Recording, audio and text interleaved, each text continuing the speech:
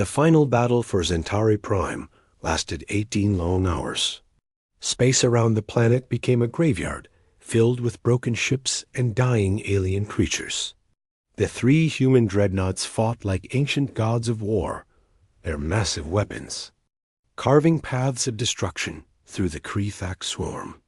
Admiral Thompson's flagship, the UNS Leviathan, personally destroyed over 300 enemy bioships during the fight as the planet's sun began to rise over the battlefield. The surviving Kree-Thak forces finally started to retreat.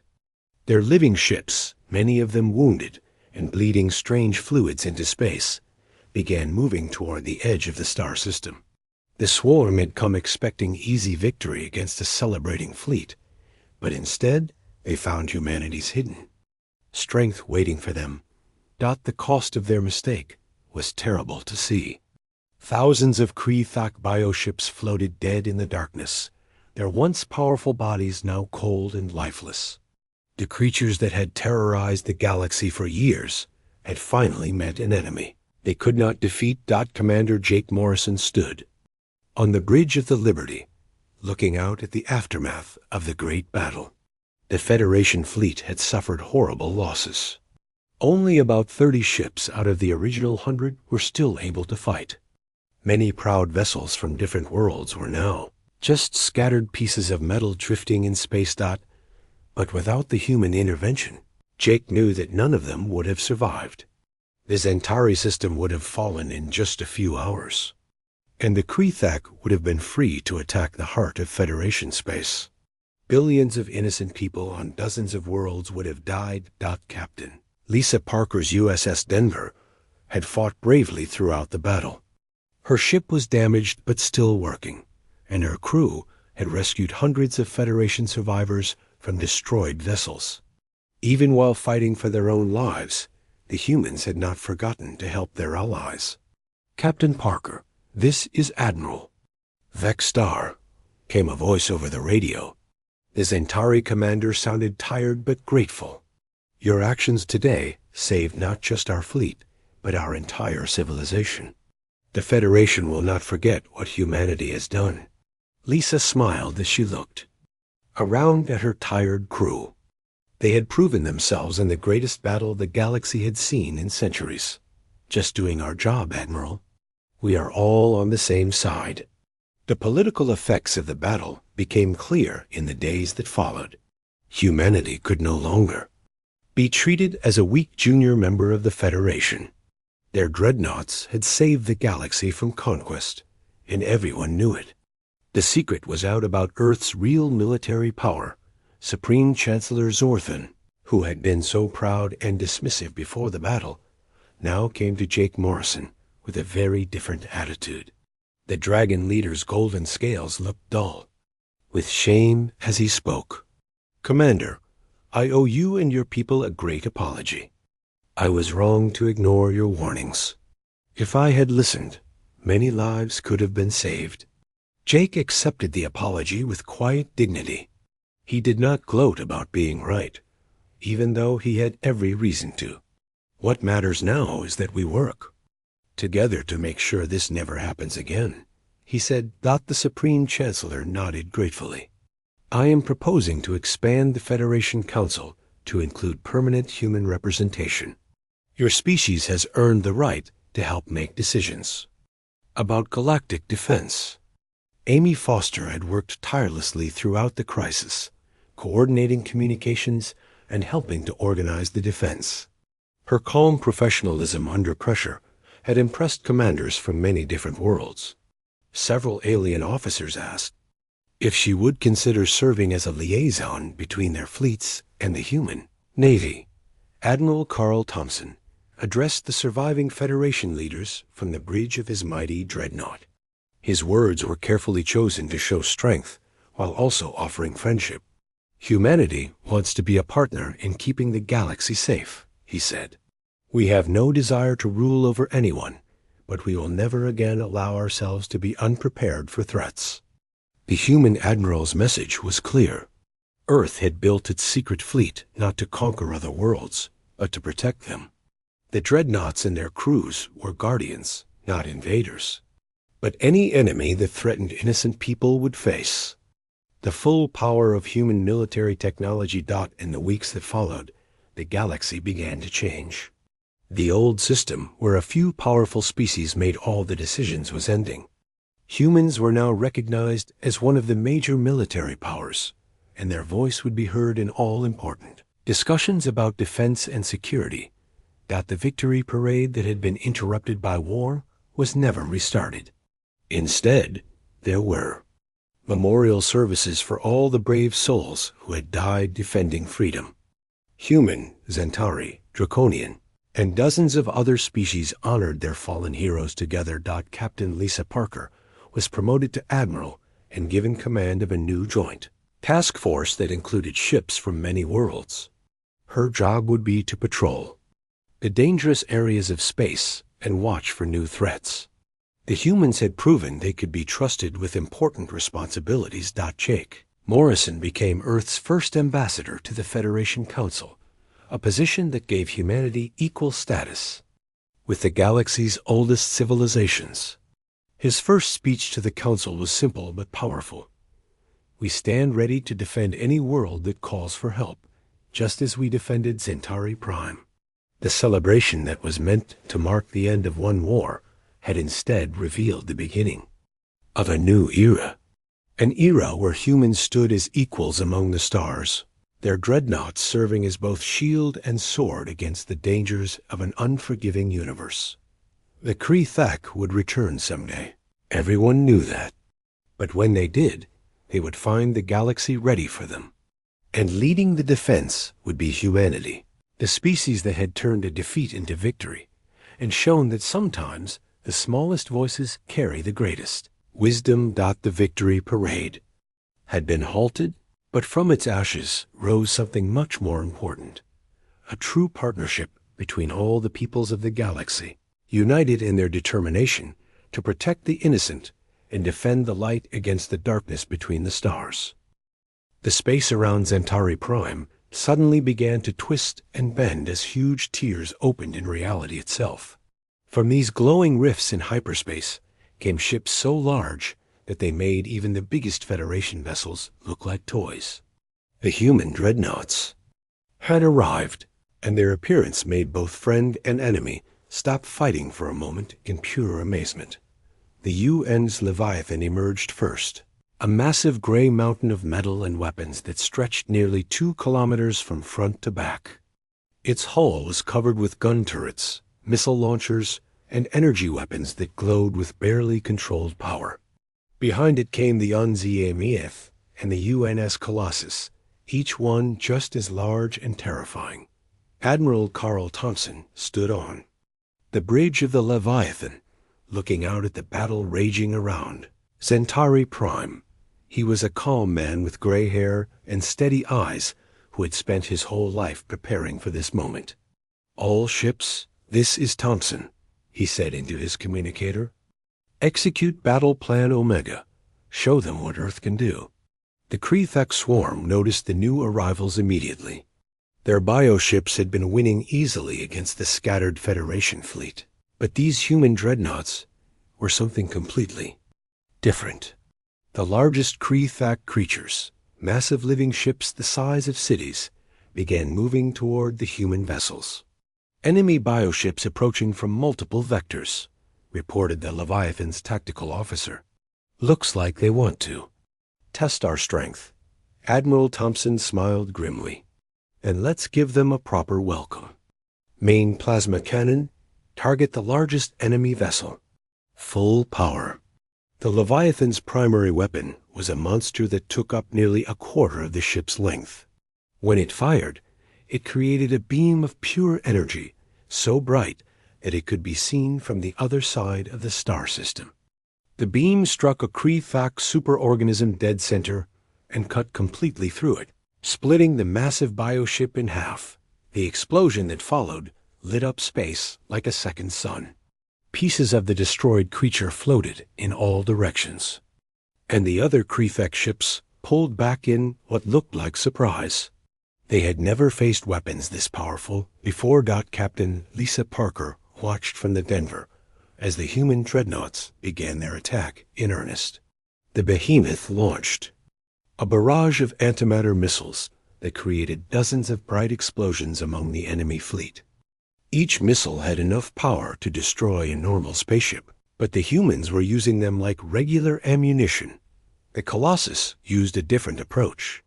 Its hull opened up to reveal thousands of smaller launch tubes, and from these came swarms of hunter-killer drones.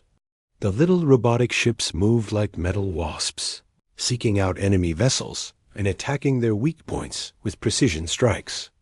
"All human ships, form up on the Dreadnoughts," Lisa ordered her crew.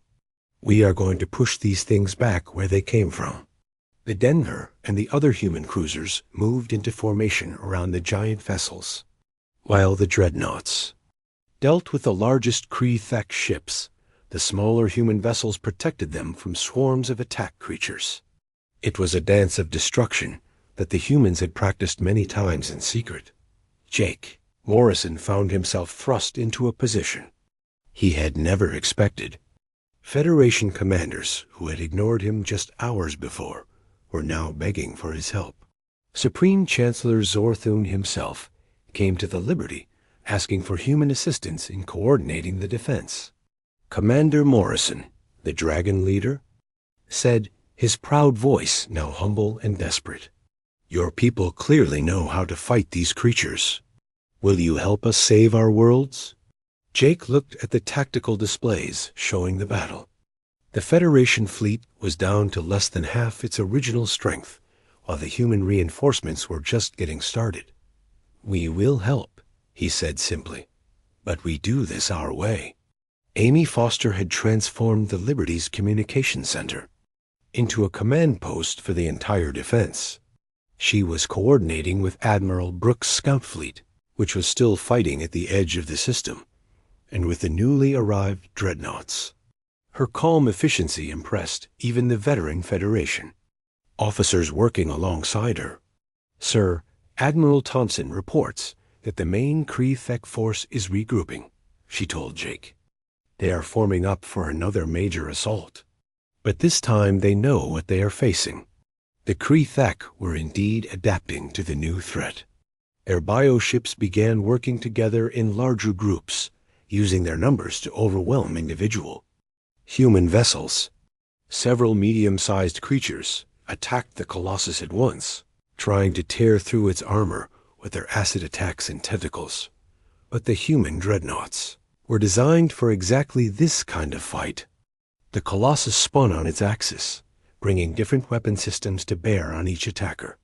Its point defense lasers cut through Kree-Thek assault creatures like a hot knife through butter, while its heavy guns punched holes through the largest BO-ships. Admiral Thompson coordinated the battle from his flagship, his voice calm and steady, even as explosions lit up the space around him. Leviathan to all Federation vessels still fighting. Follow our lead and stay in formation. We can win this if we work together. The remaining Federation ships began rallying around the human Dreadnoughts. Centauri cruisers that had been running for their lives now turned around and rejoined the fight. Draconian battleships powered up their weapons and moved into supporting positions. Even some of the smaller alien vessels found new courage when they saw the humans fighting so effectively. The tide of battle was beginning to turn.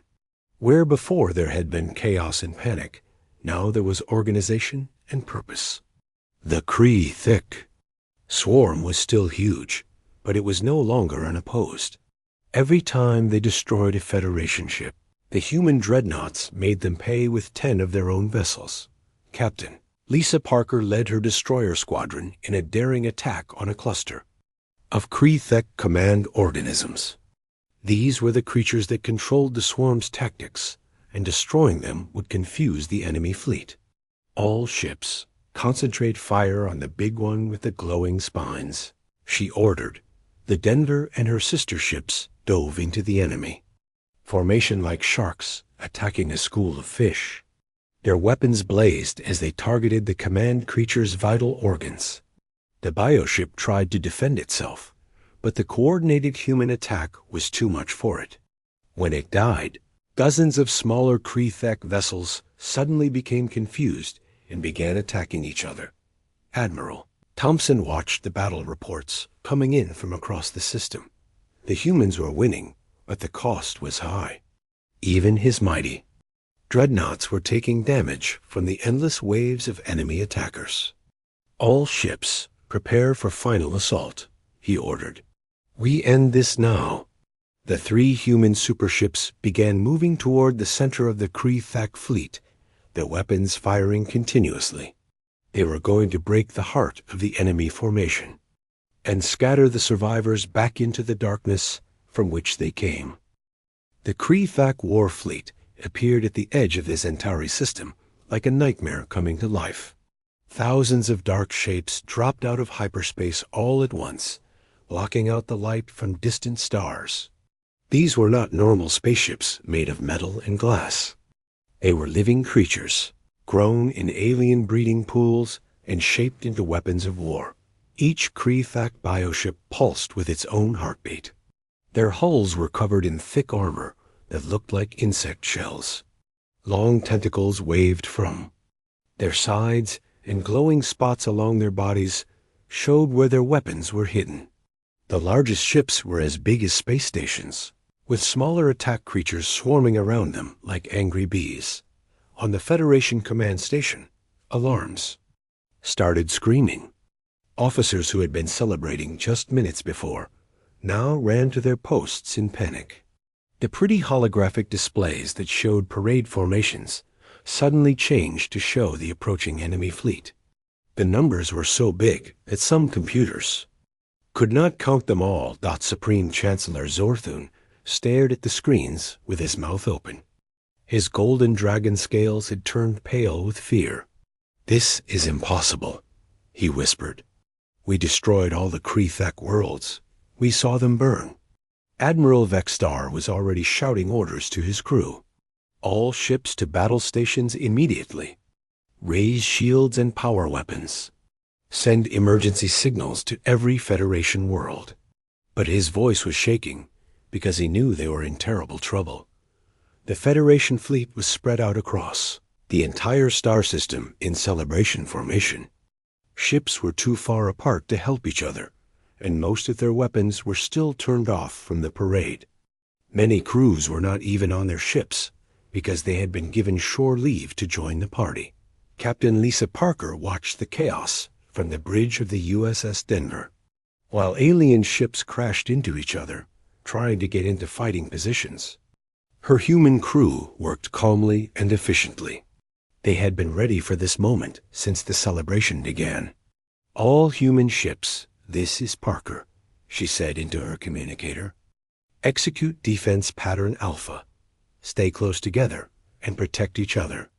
Do not break formation to help Federation ships unless directly ordered." Her crew moved like a well-trained machine. The Denver shields came online instantly, and her weapon systems hummed with power.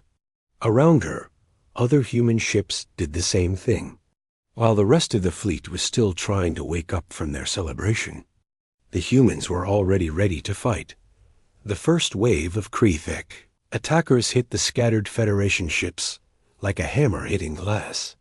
The bioships moved faster than anyone expected, their living hulls allowing them to twist and turn in ways that normal ships could not. They spit streams of acid that melted through metal armor and released clouds of smaller creatures that ate through ship hulls. A beautiful draconian heavy cruiser, painted in gold and covered with ceremonial decorations, tried to turn around to face the attackers, but it was too late. 3 large Kree-Thek bioships surrounded it and began tearing it apart with their tentacles. The proud dragon warriors inside screamed for help, but there was no one close enough to save them. Jake Morrison stood on the Liberty, watching the battle begin. Around him, Amy Foster and her crew were working to coordinate the human response. "Sir, Admiral Brooks reports that his scout fleet is engaging the enemy advance forces," Amy said. "He is trying to slow them down, but there are too many." The main Federation battleships were powerful, but they were not ready for this kind of fight. Their crews had been celebrating for 2 days and were not thinking clearly. Many ships tried to fight alone instead of working together, making them easy targets for the swarming Krethak forces. One of the largest Centauri defense platforms was overwhelmed by hundreds of small attack creatures. The tiny bioships flew through its defensive fire and attached themselves to its hull like parasites. They began eating through the metal, while the platform's crew tried desperately to shake them off. Captain Lisa Parker led a group of human destroyers in a coordinated attack against a cluster of medium-sized Krethak ships. "Target their weapon clusters," she ordered. "Fire in sequence. Do not waste ammunition." The human ships moved together like dancers, each one covering the others while they attacked. Their weapons were smaller than the big Federation guns, but they were more accurate. Human targeting computers had been designed by species that had fought wars for thousands of years. Every shot counted, and very few missed their targets. The battle was spreading throughout the entire star system. Krethak bioships were everywhere, their strange screaming sounds filling the radio channels and terrifying the Federation crews. Some alien ships were trying to run away, but the living enemy vessels were faster and could chase them down.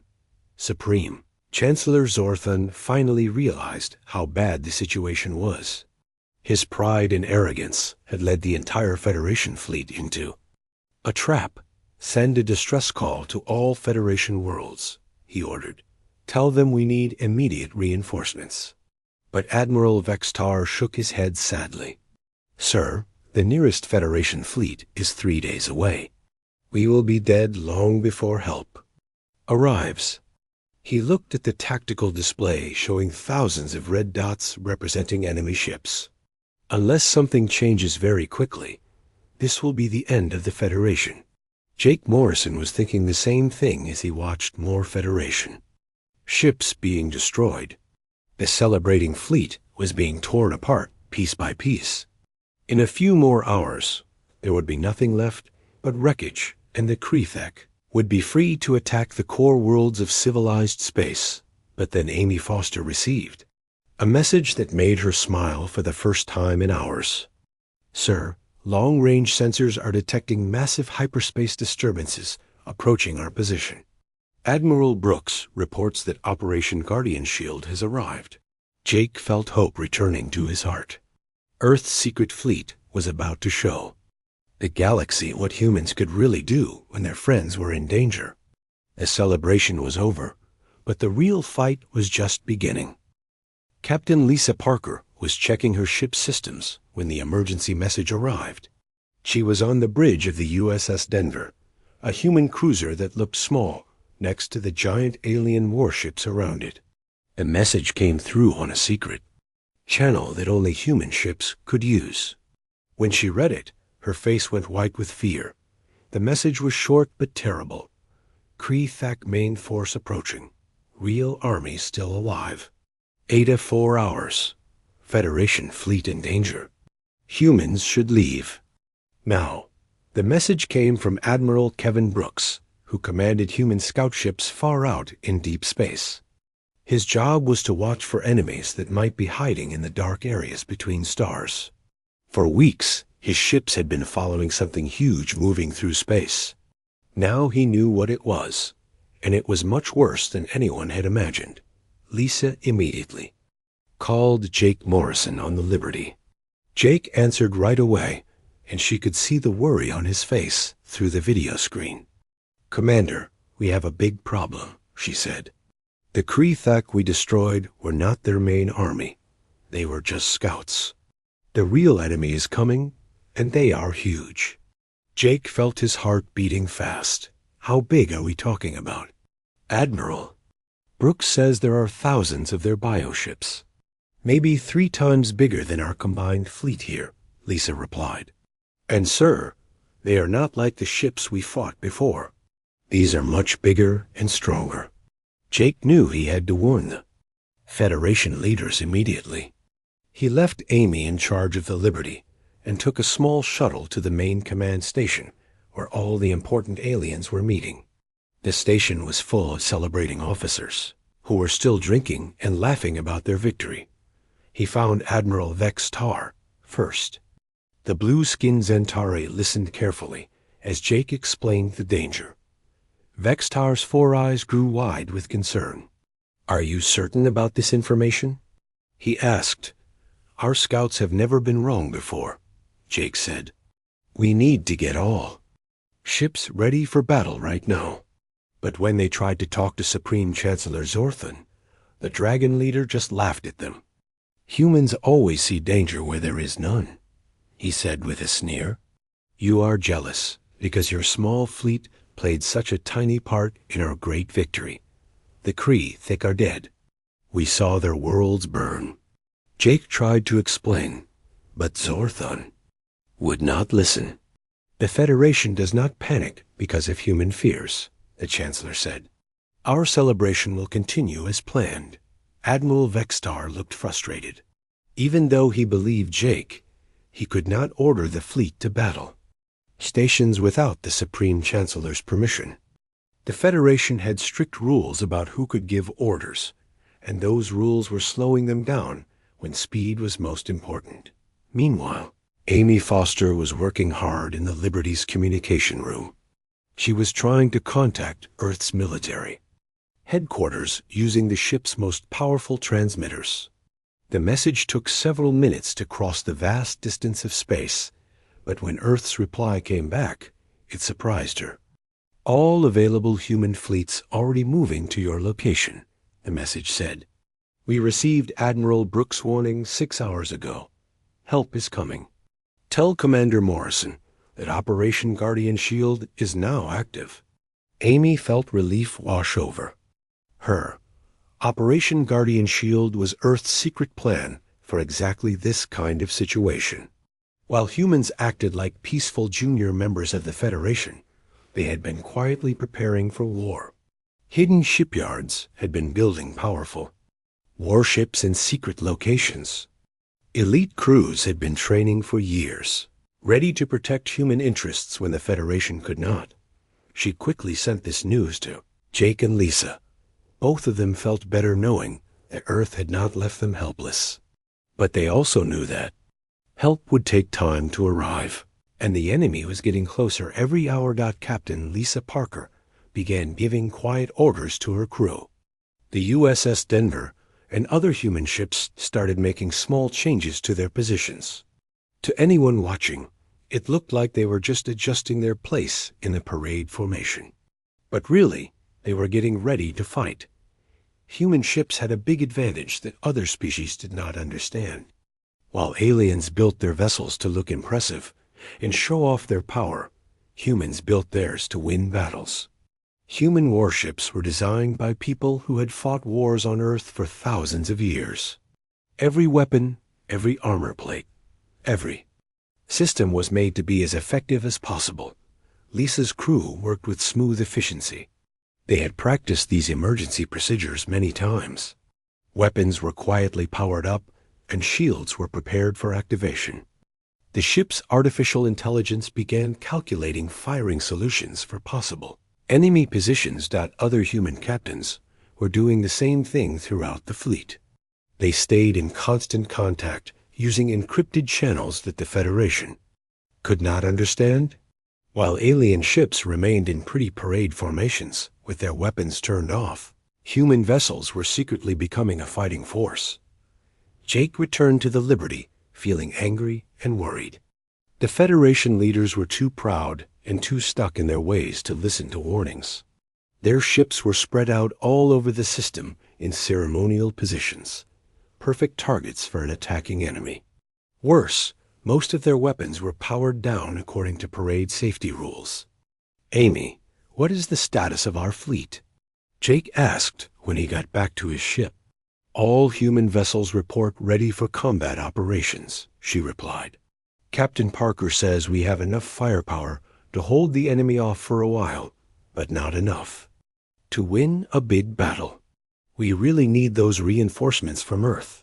Jake looked out at the continuing celebration around them. Alien crews were still partying, and showing off their medals from the war. None of them seemed to notice that human ships were slowly moving into better defensive positions. The Federation's sensors were not watching for threats because they believed all threats were gone. As the second day of celebration began, Jake made another decision. He ordered Amy to send a message to every human civilian ship in the system. Cargo vessels, passenger transports, and research ships all received the same instruction. Leave the system immediately and head for safe Federation territory. The humans were preparing for a battle that the rest of the galaxy did not even know was coming. In a few hours, they would find out if their preparations were enough to save everyone from the nightmare approaching through the darkness of space. The space around Zantari Prime looked like a festival of lights. Hundreds of warships from different worlds floated in perfect lines above the planet. Each ship glowed with bright colors and ceremonial decorations. The crews inside were happy and excited. After 3 long years of war, they had finally won against the terrible Kree-Thok aliens. Admiral Vextar stood at the big window of his command station. He was a tall alien with blue skin and 4 arms. His species, the Zantari, were proud warriors who had fought bravely in the war. Now he watched as ships from 47 different worlds showed off their power in the victory parade. The war was over, and everyone wanted to celebrate. Jake Morrison adjusted his fancy uniform as he looked out from the human ship USS Liberty. He was a commander in Earth's Space Navy, but he felt small compared to all the other species around him. Humans were new members of the Galactic Federation. Most other aliens still saw them as young and weak. Jake's job was to represent Earth at this big celebration, but nobody seemed to care much about what humans had to say. His assistant Amy Foster walked up to him with some papers. She was a smart young woman with short brown hair and serious eyes. "Sir, I have the latest reports from our scout ships," she said quietly. "Some strange things are happening out near the edge of our space." Jake took the papers and looked at them quickly. The reports talked about weird energy readings and missing ships in the outer areas of the galaxy. But everyone around them was so happy and loud that he could barely think. The celebration music played from every ship, and bright fireworks exploded. In the darkness of space, the main ceremony was supposed to last for 3 whole days. Supreme Chancellor Zorthan, the leader of the powerful Draconian Empire, would give the final speech. He would officially declare that the galaxy was safe from all enemies. The dragons were the strongest species in the Federation, and everyone listened when they spoke. Jake felt frustrated as he watched the other alien commanders laugh and drink together. Earth had sent many ships to help fight the war. Human soldiers had died to protect Federation worlds. But now, during the victory party, the human fleet was placed at the back of all the formations. They were treated like unimportant guests. At their own celebration, the USS Liberty was much smaller than the huge alien battleships around it. Jake could see the massive Draconian war cruisers with their golden armor and energy weapons. The Zantari ships looked like flying fortresses with thick metal walls. Compared to them, human ships seemed plain and simple. Amy came back with more reports. "Commander, our long-range sensors are picking up something weird," she said. Her voice sounded worried. "There are big energy signals moving through hyperspace toward this system. And, sir, we have lost contact with several of our monitoring stations in the outer rim." Jake felt a cold feeling in his stomach. During the war, humans had learned to trust their technology and their instincts. While other species celebrated victories, humans always stayed alert for new dangers. "How far away are these signals?" he asked. "Hard to tell exactly, but they are moving fast." "Maybe 4 or 5 hours until they reach us," Amy replied. She looked around at all the celebrating aliens. Should we warn the Federation Command? Jake thought about it. If he was wrong, he would look foolish in front of all the important alien leaders. But if he was right and said nothing, many people could die. Yes, we need to tell them. Send a message to Admiral Vextar and request an urgent meeting. While Amy worked on sending the message, Jake walked to the observation deck. He could see the beautiful planet Centauri Prime below them. It was a world of blue oceans and green continents, home to billions of peaceful people. All around the planet, alien ships continued their parade formations. Nobody seemed worried about anything. The celebration continued as alien crews showed off their best uniforms and medals. Officers from different worlds met each other and shared stories of their victories in the war. Everyone believed the Kree were completely destroyed. The enemy's home worlds had been turned into space dust by Federation weapons. Jake had read the reports about the Kree carefully. They were not like other aliens. They were more like insects that worked together in large groups. Their ships were alive, grown instead of built. They were smart and tricky. Jake worried that maybe the Federation had not found all of their enemies. Amy returned with bad news. Sir, Admiral Vextar said he would meet with you, but Supreme Chancellor Zorthan refused to see you. He said humans worry too much about small things. Jake felt angry, but tried to stay calm. This was exactly the problem with being treated as a junior member of the Federation. When humans had important information, the other species often ignored. What about our own fleet? Are they ready for trouble? Captain Lisa Parker on the USS Denver reports that all human ships are maintaining battle readiness despite parade protocols. Amy said. She said to tell you that humans never truly let their guard down. This made Jake feel a little better. While other species had powered down their weapons for the celebration, human ships stayed ready for anything. It was an old habit from Earth's violent history. Humans had learned that peace could end very quickly. The first day of celebration continued with more parades and ceremonies. Alien orchestras played music, while holographic displays showed the final battle against the Kree. Everyone cheered when they saw the enemy ships being destroyed. But Jake kept thinking about those strange energy readings moving through space toward them. As night fell over the celebration, Jake made a decision. He would send a secret message to Earth, warning them about the possible danger. If something bad was really coming, humanity needed to be ready. The party could continue, but Jake would not let his people be caught by surprise. He looked out at all the happy aliens around him and hoped he was wrong about the danger. But deep in his heart, he knew that the real war was just beginning.